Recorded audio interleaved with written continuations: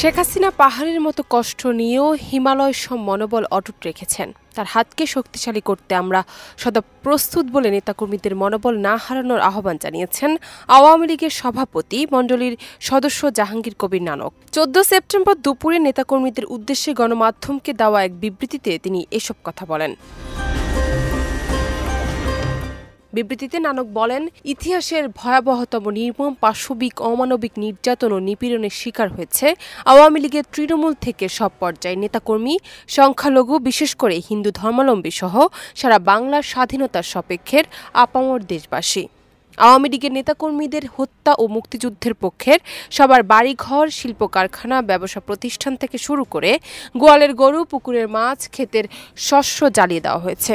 আমাদের কোটি কোটি নেতাকর্মীদের বাড়িঘর লুটপাট করেছে। আওয়ামী লীগের কোটি কোটি নেতাকর্মী ঘর ছাড়া, অর্ধাহারে, অনাহারে দিন অতিবাহিত করেছে। বাঙালির অবিসংবাদিত নেতা, জাতির পিতা বঙ্গবন্ধু শেখ মুজিবুর রহমানকে যে বর্বরচিতভাবে চরম অপমানিত করেছে, এ যেন ৭১-এর বিজয়ী বাঙালি জাতির বিরুদ্ধে পরাজিতদের প্রতিশোধের উন্মুক্ততা।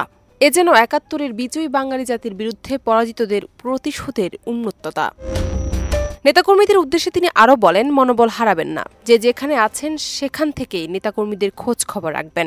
সভানেত্রী, বঙ্গবন্ধুর সুযোগ্য কন্যা ও প্রধানমন্ত্রী শেখ হাসিনা পাহাড় সমান কষ্ট নিয়েও হিমালয় সমান মনোবল অটুট আছেন। তার হাতকে শক্তিশালী করতে আমরা সদা প্রস্তুত। এই আধার কেটে যাবে খুব শিগগিরই, ইনশাআল্লাহ। সবার সুস্থতা ও নিরাপত্তার দোয়া কাম্য। বিবৃতির শেষাংশে বিশ্বের দ্রষ্টব্যে তিনি বলেন, গত ১ জুলাই থেকে পর্যন্ত আমাদের যেসব নেতাকর্মী শুভানুধ্যায়ী সমর্থকদের হত্যা করেছে এবং যাদের বাড়িঘর, ব্যবসা প্রতিষ্ঠান লুটপাট ও আগুন দিয়েছে, তাদের তালিকা সহ গ্রেপ্তারকৃতদের তালিকা অতি সত্বর তৈরি করে নিজের কাছে রাখুন এবং এই হোয়াটসঅ্যাপে পাঠিয়ে দিন। জনমত সৃষ্টির জন্য কাজ করুন। উল্লেখ্য, গত ৫ আগস্ট আওয়ামী লীগ সরকার পতনের পর থেকে দলটির নেতাকর্মীরা আত্মগোপনে আছেন। এরপর থেকে দলটির যুগ্ম সাধারণ সম্পাদক আফম বাহাউদ্দিন নাসিম ও সভাপতি মণ্ডলীর সদস্য জাহাঙ্গীর কবির নানক গণমাধ্যমে একাধিক বিবৃতি পাঠিয়েছেন।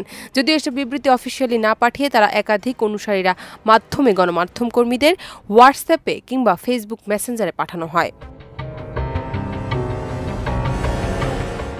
ডেস্ক রিপোর্ট, দেশ রূপান্তর।